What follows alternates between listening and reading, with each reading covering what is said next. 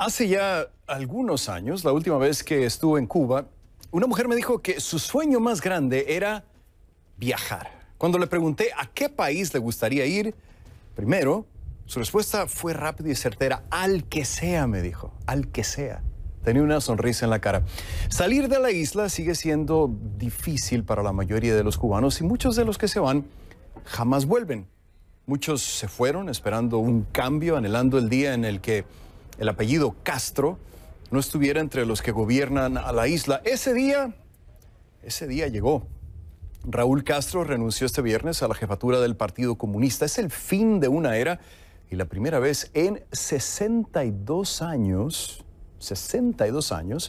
que no habrá un Castro en la alta cúpula del poder en Cuba. Sin embargo, eso no significa que el tan esperado cambio haya llegado. Miguel Díaz-Canel, el presidente impuesto a dedazo por Raúl Castro en 2018, seguramente será el nuevo líder del Partido Comunista. Y Díaz-Canel dijo en ese mismo 2018 que él cree en la continuidad. El cambio tendrá que esperar.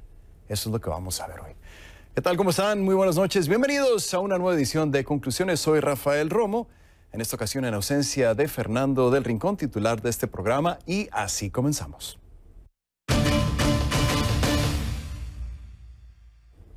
Y comenzamos Conclusiones utilizando la etiqueta numeral ConcluCuba. Recuerden que recibo todos sus mensajes en mi cuenta en Twitter, @RafaelRomoCNN.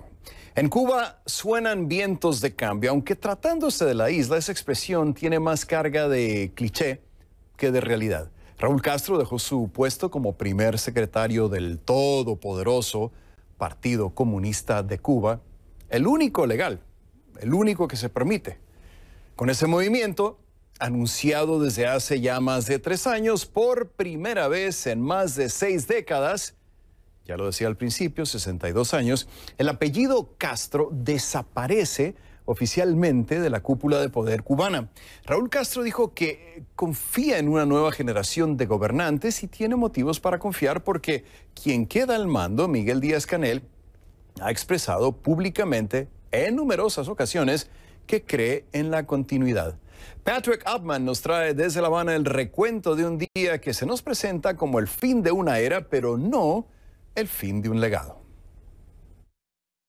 La noticia que Raúl Castro se va a retirar como el primer secretario del Partido Comunista de Cuba fue esperada, pero todavía muy impactante. En el Congreso del Partido Comunista de Cuba, el único partido político permitido en esta isla, Raúl Castro salió y dijo lo que había dicho hace varios años, que en abril de 2021 él dejaría su último cargo y en esas declaraciones que hizo el viernes en el Congreso, él dio sus razones de que por qué se va ahora. En lo que a mí se refiere, concluye mi tarea como primer secretario del Comité Central del Partido Comunista de Cuba con la satisfacción de haber cumplido y la confianza en el futuro de la patria, con la meditada convicción de no aceptar propuestas para mantenerme en los órganos superiores de la organización partidista, en cuyas filas continuaré militando como un combatiente revolucionario más, dispuesto a aportar mi modesta contribución hasta el final de la vida. El Congreso del partido va a durar unos 4 días y no se sabrá todavía cuándo se va a anunciar quién va a reemplazar a Raúl Castro. Hace 3 años, Raúl Castro, que todavía tiene mucho poder en este país, quizás sigue siendo el hombre más poderoso en Cuba, y él dijo hace 3 años que él pensaba que el presidente actual, Miguel Díaz-Canel, también iba a ocupar el cargo de primer secretario, como había hecho Raúl Castro y como había hecho Fidel Castro anteriormente. Pero lo que está claro ahora es que aunque están hablando mucho en estos días de la importancia de la continuidad en Cuba, también es más importante que nunca que habrán cambios aquí, porque la economía es en un momento muy precario. las sanciones de los Estados Unidos, el impacto de la pandemia, los problemas que el gobierno cubano todavía no ha podido resolver después de tantos años, sigue causando mucho daño para el pueblo cubano, y hay más y más personas que dicen que esperan que un nuevo gobierno, un nuevo partido, un nuevo liderazgo pueda hacer los cambios necesarios para el pueblo cubano. Patrick Ottman, CNN, La Habana. Bien, gracias a Patrick Ottman. En Cuba siempre ha sido difícil diferenciar entre gobierno y Partido Comunista, porque desde los primeros años de la revolución, el jefe de Estado fue también casi siempre el primer secretario del mismo partido. La retirada de Raúl Castro, que terminó de materializarse este viernes, empezó a gestarse en 2018 cuando decidió terminar su mandato como presidente. ¿Estamos entonces ante el fin de una era? ¿En realidad? Lo cierto es que ninguno de los hijos de Fidel o de Raúl ocupan puestos de gran relevancia política en el régimen. Raúl Castro tiene 4 hijos. Uno de ellos, Alejandro, es coronel del Ministerio del Interior de Cuba. Su hija, Mariela, dirige un centro gubernamental que promueve los derechos LGBTQ. Y un yerno de Raúl, el general Luis Alberto Rodríguez López Callejas, dirige una empresa militar que controla hoteles, marinas y proyectos de infraestructura estatales, pero mantiene un bajo perfil público. ¿Quién queda entonces? El actual presidente de la isla, Miguel Díaz-Canel, se perfila como el sucesor de Raúl al frente del Partido Comunista. Su designación sería la última confirmación de que es él, un ingeniero eléctrico nacido después del triunfo de la revolución, el elegido como heredero político de los Castro. De hecho, su nombramiento a la presidencia en 2018 fue un reconocimiento a años de lealtad y sumisión al apellido. De Díaz-Canel se ha esperado mucho y, hay que decirlo, nada a la vez. La esperanza reformista inicial dio paso a un simple lavado de cara del régimen, lo que por supuesto no sorprendió a los más descreídos y mucho menos a quienes siguieron con atención su discurso de investidura. Aquellas palabras retrataron su mandato. No vengo a promover o a prometer nada, aseguró. Aquí no hay espacio para una transición que desconozca el legado de años de lucha. Luego, ha considerado que cualquier oposición pública a la línea del partido es obra de cubanos, en sus palabras, mal nacidos o nacidos en el país equivocado. Ya no gritemos patria o muerte, sino patria y vida. Y empezar a construir lo que soñamos, lo que Pero fuera y dentro de Cuba hay cubanos que piensan diferente en los últimos años y en parte gracias a la irrupción de las nuevas tecnologías, las voces disidentes han ganado fuerza dentro de la isla. Un claro ejemplo de esto es el movimiento San Isidro, con el que el gobierno cubano se vio obligado a negociar, aunque luego abandonara el diálogo. Se trata de una iniciativa de la que participan artistas, activistas, periodistas e intelectuales que defienden las libertades en Cuba y un futuro democrático.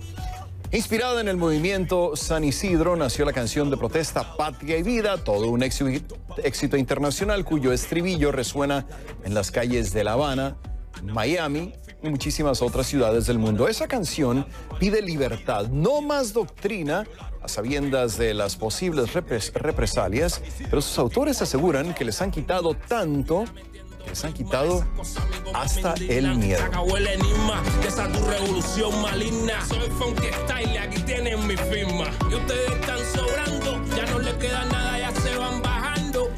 Hay que ser valiente para cantar eso en La Habana, ¿eh?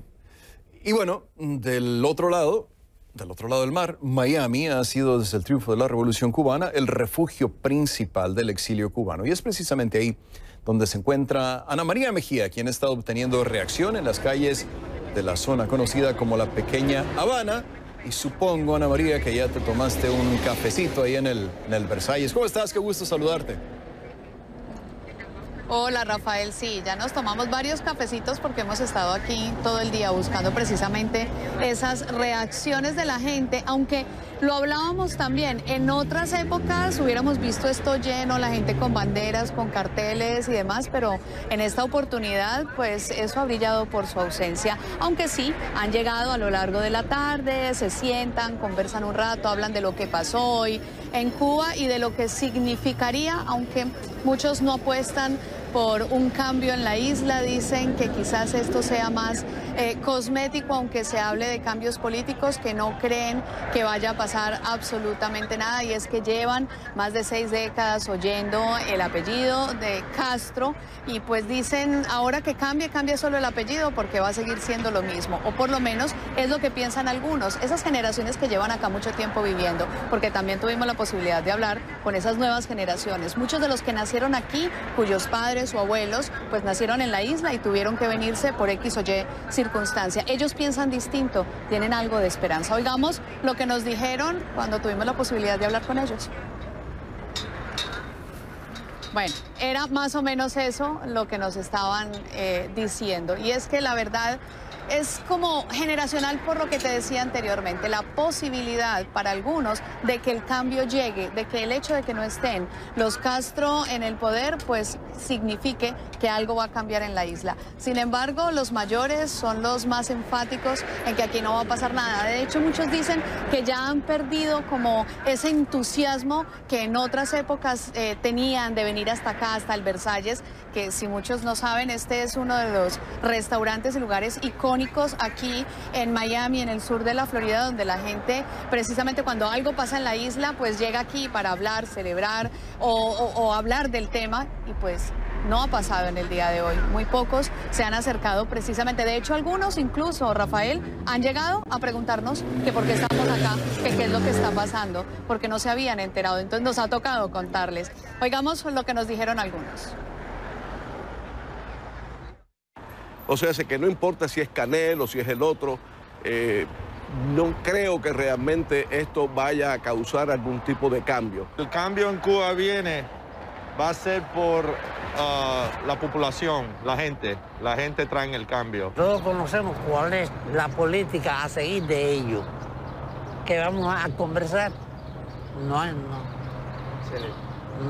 hay poder de convencimiento que lo haga cambiar. No existe.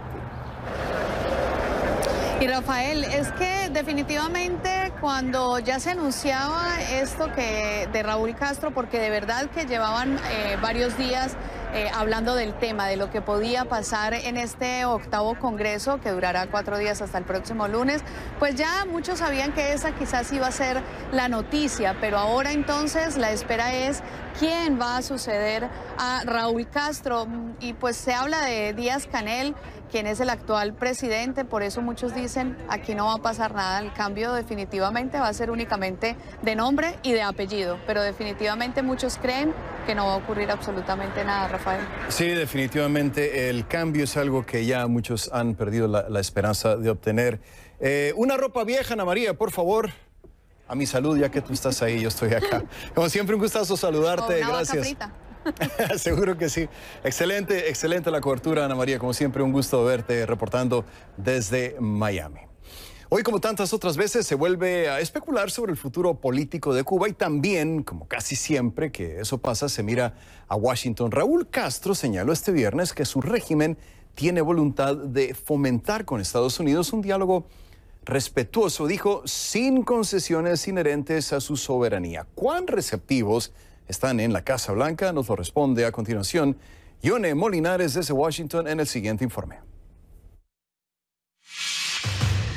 Hola, Rafael. Pues esencialmente el Departamento de Estado dice que le corresponde a Cuba realmente ver los resultados del Congreso del partido. Pero en términos generales, el Departamento de Estado bajo el gobierno de Joe Biden indica que ellos están revisando la política de Estados Unidos hacia Cuba. ¿Qué están revisando? Bueno, esencialmente los cambios que hizo el gobierno de Donald Trump en los últimos 4 años y además específicamente la inclusión de Cuba en la lista de países patrocinadores del terrorismo.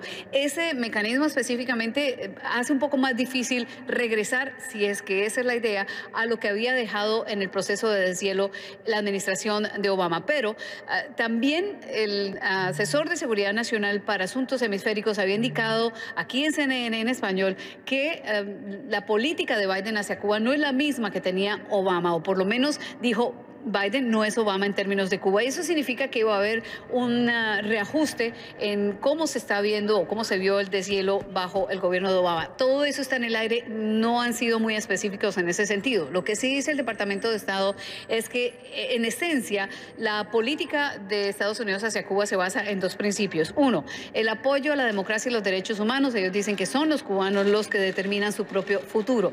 Y el segundo principio es que los cubanos estadounidenses son los mejores embajadores de la libertad de Cuba. Así que hay que ver cómo se va a manejar este deshielo, hay que ver cuánto quiere retomar Joe Biden de lo que había dejado Barack Obama, cuánto tiempo va a tomar, si este deshielo va a ser o no rápido.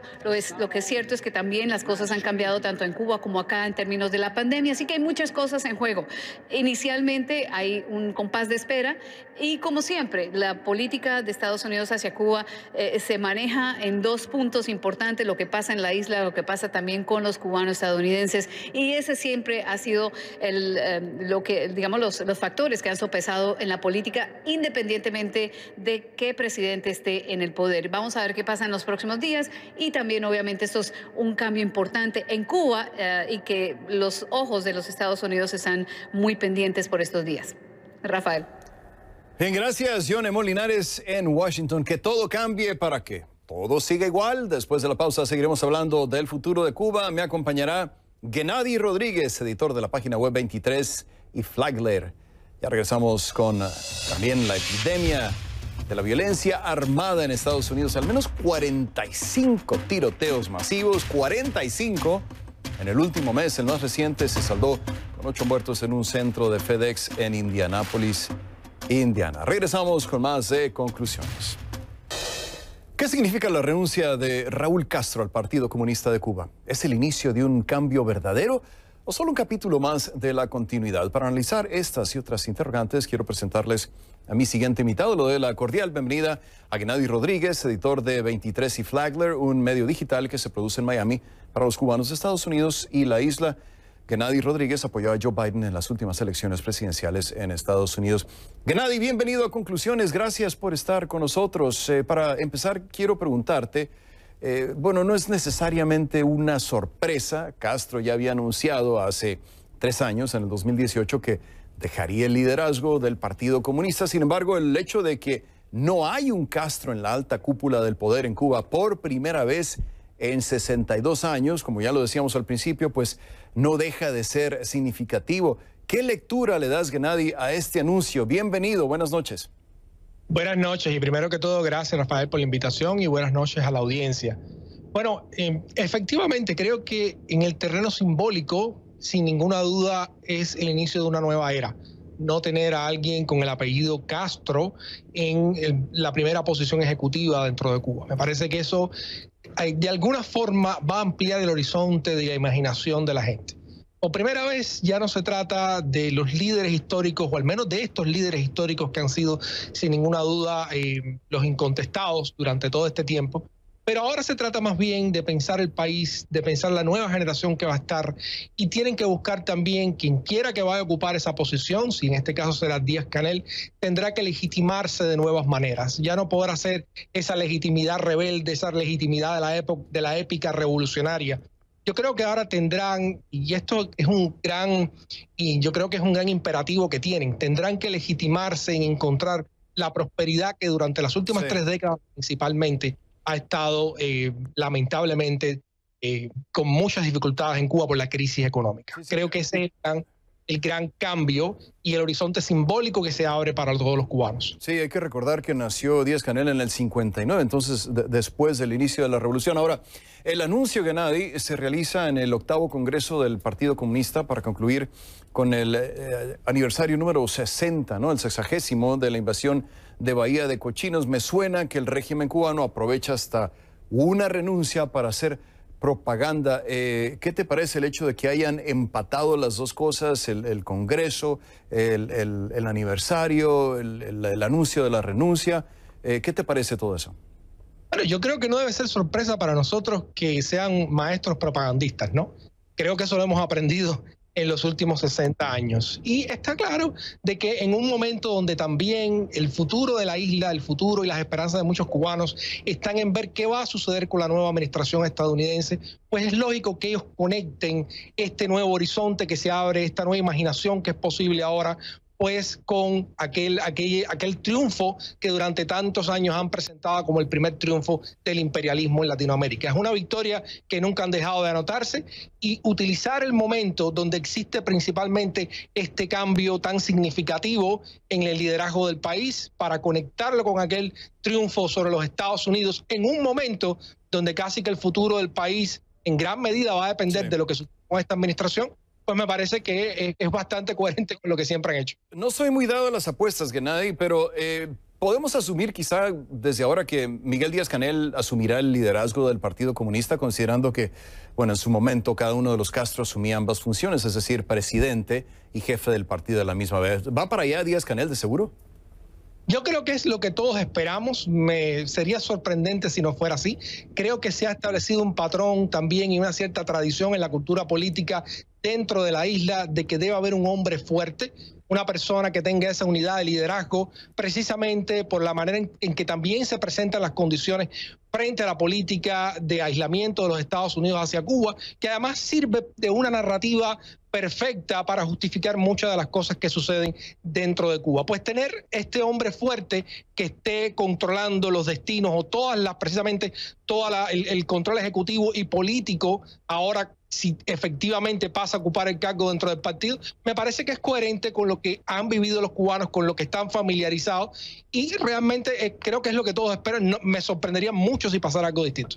Gennady, ¿qué futuro le ves a la disidencia en esta nueva era y a factores como el ya muy conocido movimiento San Isidro, que promueven su oposición al régimen, lo hacen públicamente y aparentemente sin el miedo que había antes, ¿no? Porque antes ni siquiera se podía decir algo, te podían escuchar y meterte preso.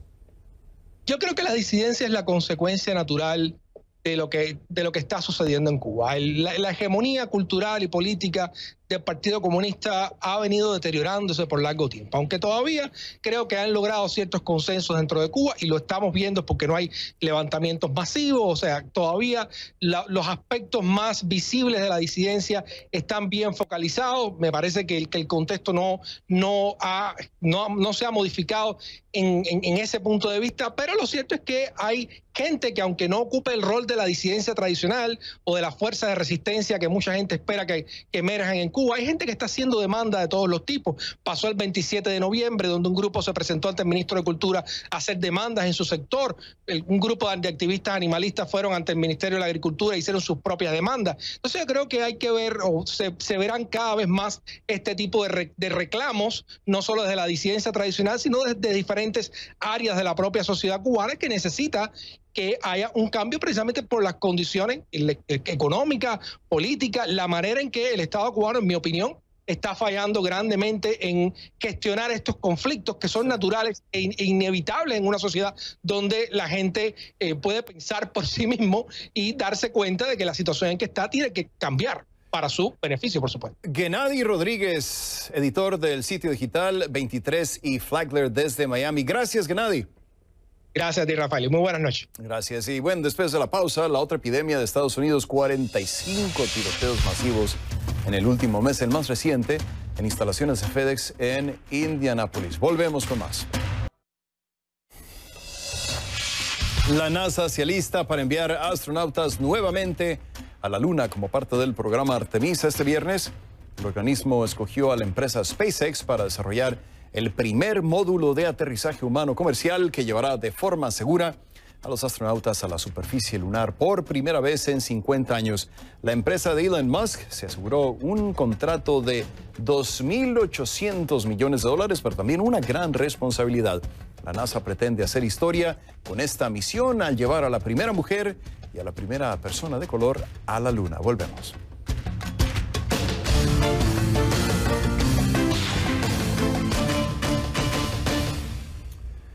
Vamos ahora al estado de Indiana, donde la policía en Indianápolis, la capital, reveló la identidad del presunto responsable de la balacera que dejó 8 muertos en una instalación de la empresa de paquetería FedEx el jueves por la noche. El sospechoso fue identificado como Brandon Hall, de 19 años. Las autoridades también dieron a conocer que Hall trabajó en ese mismo almacén hasta el año pasado. Hall tenía antecedentes con la policía. Su madre declaró en marzo del año pasado que temía que tratara de suicidarse, incitando a que la policía le disparara, y el FBI lo entrevistó al mes siguiente. Esta última balacera es una más de una lista de tiroteos masivos ocurridos en Estados Unidos durante el último mes. Desde el 16 de marzo, cuando 8 personas murieron en casas de masaje de Atlanta, han ocurrido un total de 45 balaceras con varios muertos y heridos, según un análisis de CNN. En lo que va del año ya han habido 147 tiroteos masivos, según Gun Violence Archive, una organización sin fines de lucro que estudió el fenómeno. Rafael, las autoridades dicen que en cuestión de un par de minutos, este joven, identificado como Brandon Hall, salió de su automóvil en el estacionamiento de las instalaciones de FedEx en Indianápolis, comenzó a disparar con lo que ellos describen como un rifle. No han dado detalles de qué tipo de rifle, qué calibre, qué tipo de arma habría sido, solamente es un rifle. Comenzó a disparar en el estacionamiento, después entró al edificio, continuó con sus disparos hasta que eventualmente él se suicidó disparándose con su propia arma. Esto según la policía, que dice que todo fue tan rápido que para cuando la policía pudo responder a la llamada de emergencia, cuando llegaron los rescatistas, ya la situación se había terminado, ya el hombre estaba muerto dentro de este edificio. Un edificio en el que tenemos entendido había trabajado, según FedEx, Brandon Hall, 19 años de edad, había trabajado ahí hasta el año pasado, aunque no sabemos exactamente la fecha en la que dejó de trabajar ni las circunstancias por las que dejó de trabajar para esta empresa. También sabemos que la familia, según fuentes policiales, la familia de este joven le había avisado al FBI, no sabemos cuándo, de que ellos temían de que él era capaz de hacer una cuestión similar a la que pasó la noche del jueves. Tenemos entendido que el FBI comenzó esa investigación y se cerró sin tomar acción alguna.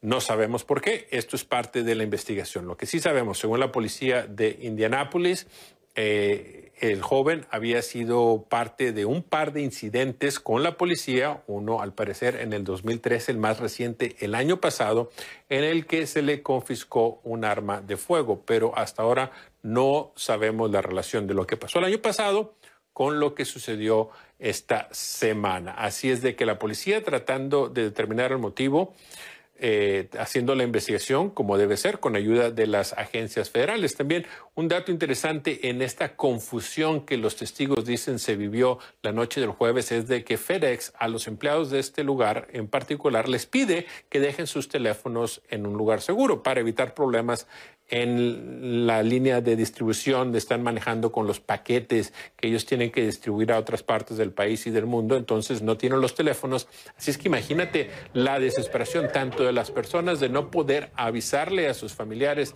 que estaban a salvo, como de los familiares que no les contestaban los teléfonos para asegurarse de que todo estuviera bien. Así es de que una noche bastante confusa en este incidente, Rafael, que es, según CNN, el incidente número 45 de tiroteos masivos en el último mes. El tiroteo masivo se define como un incidente en el que al menos 4 personas sufrieron heridas de bala, si no es que una situación peor, Rafael. Bien, gracias a Gustavo Valdés. Y este jueves la policía de Chicago publicó un video en el que un oficial del departamento disparó contra un adolescente de 13 años, quien murió del balazo el pasado 29 de marzo. El video fue grabado por la cámara corporal del oficial. Las imágenes son fuertes y muestran la decisión instantánea que tuvo que tomar el oficial al perseguir al adolescente armado con una pistola. Ahí vemos la pistola. El joven fue identificado como Adam Toledo. Ahí está, es el momento en el que recibe el disparo. Adam Toledo, de 13 años. Según la policía, desde el momento en que la pistola en la mano de Toledo aparece hasta que el oficial le dispara es una fracción de segundo. 8 décimas de segundo para ser exacto. La policía informó que los oficiales encontraron una pistola de la que aparentemente se deshizo Toledo antes de recibir el balazo y que Toledo tenía residuos de pólvora en una mano y sus guantes. Sin embargo, la abogada de la familia de Toledo dijo que no tenían por qué haberle disparado.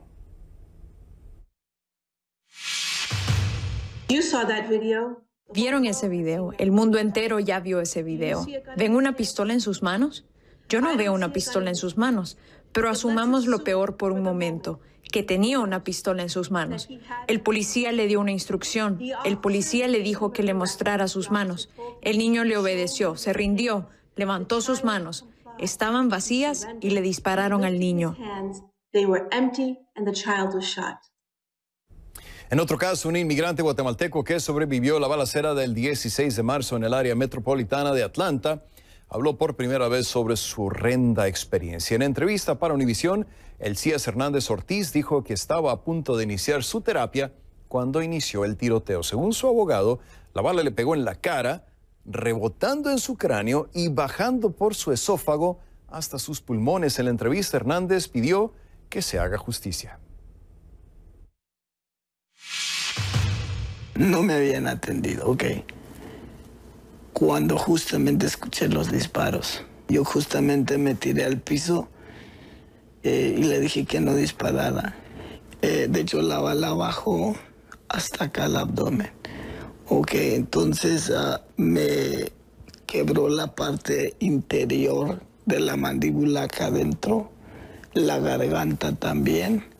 Por eso tengo la tracostomía aquí, porque me operaron acá. Todavía le llamé a mi esposa y le llamé a un sobrino mío. Les dije que mi vida se había arruinado y que me habían disparado. Y yo en ese momento solo piensas que te vas a morir. Yo solo le dije a mi sobrino, cuídate, mi hijo, le dije. Solo quiero que se haga justicia por las demás personas víctimas que ya no están con vida, y a lo mejor él en prisión encuentra el perdón y encuentra a Dios, y que Dios lo perdone, la verdad. La violencia con armas en Estados Unidos. Al regresar a conclusiones, el drama de una madre que espera reunificarse con sus 2 hijos menores detenidos en la frontera. Volvemos. El Servicio de Aduanas y Protección Fronteriza de Estados Unidos reportó en marzo la detención en la frontera sur de casi 19,000 menores no acompañados, una cifra que casi duplicó la de febrero. Y mientras el gobierno de Estados Unidos anticipa que reunificará a más de 20,000 menores no acompañados que tenía bajo su custodia a principios de mes, una madre que reside en el sur de California espera ansiosamente reunificarse con sus 2 hijos menores y su media hermana detenidos en Texas luego de cruzar la frontera ilegalmente. Gonzalo Alvarado habló con ella y nos envió el siguiente informe.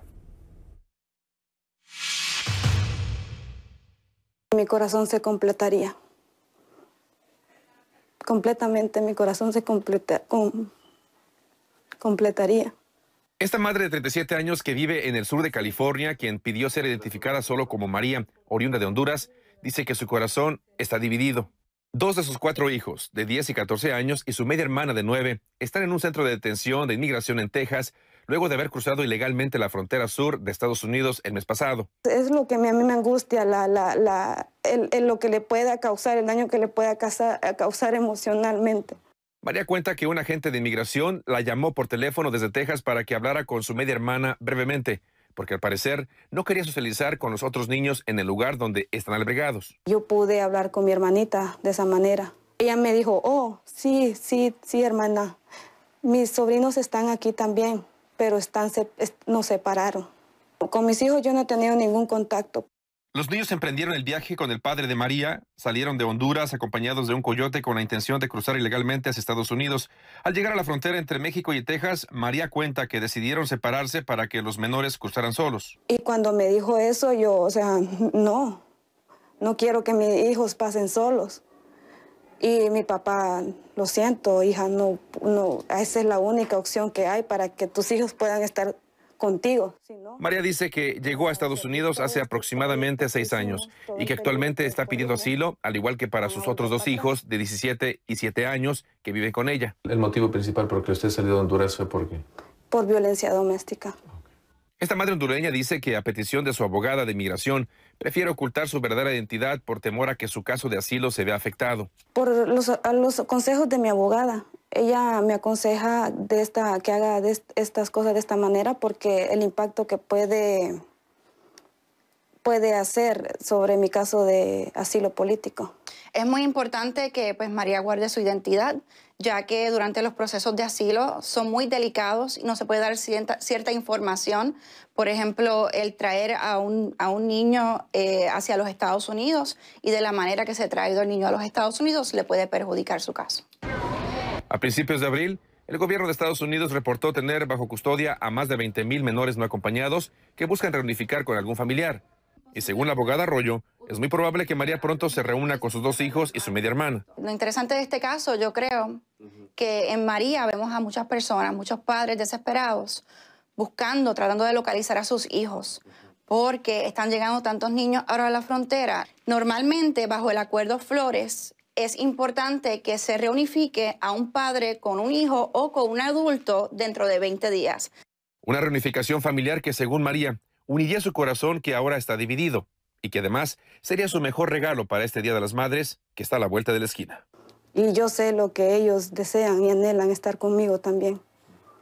Eso me da la esperanza de que sí, que vamos a estar felices ese día.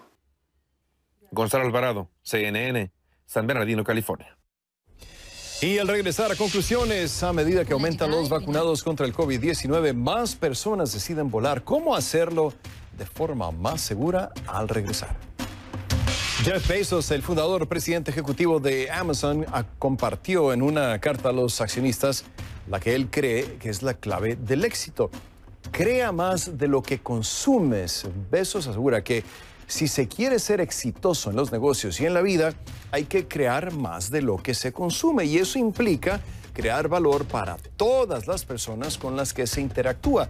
Desde su visión, cualquier negocio que no lo haga, incluso aunque parezca exitoso, no durará mucho tiempo en este mundo. Y Bezos sabe del éxito. Los ingresos netos de Amazon en 2020 fueron de $21.300 millones y la compañía emplea directamente a 1.300.000 personas en el mundo. Reino Unido desarrollará un ensayo de desafío humano que promete no dejar indiferente a nadie. Investigadores británicos en la Universidad de Oxford infectarán de forma deliberada a sobrevivientes de COVID-19 para ver qué sucede. Quieren comprobar si se vuelven a infectar, en qué porcentaje y si desarrollan respuestas inmunes particulares. El ensayo se realizará en condiciones cuidadosamente controladas y los expertos contarán con tratamientos en caso de que alguno de los voluntarios se enferme. A medida que aumentan los vacunados contra el COVID-19, más personas deciden volar. ¿Cómo hacerlo de forma más segura? Isabel Morales nos dice desde Washington. Con la llegada del verano en Estados Unidos, millones de personas buscan irse de vacaciones y los Centros para el Control y la Prevención de Enfermedades, CDC, indican que las personas que están completamente vacunadas pueden viajar de manera segura dentro del país, aunque con un mayor riesgo en viajes internacionales. Pero ahora, con el aumento de los casos debido a las variantes de la enfermedad, los CDC aseguran que a menos de que no sea esencial, es recomendable que las personas no viajen. Según los especialistas, a la hora de viajar se debe tener en cuenta la prevalencia del virus en ese momento. Si las estadísticas muestran un alto número de casos al momento del viaje, existe la probabilidad que alguien infectado esté en el avión. Aunque esté vacunado, existe la posibilidad de contagiarse del virus. tenga en cuenta el tipo de mascarilla que utiliza durante el vuelo. Asegúrese de que todas las personas que vayan en el avión lleven mascarilla. Los CDC recomiendan usar doble mascarilla, es decir, una mascarilla médica como las desechables y luego una de tela, preferiblemente de algodón, para evitar el escape de las partículas infectadas.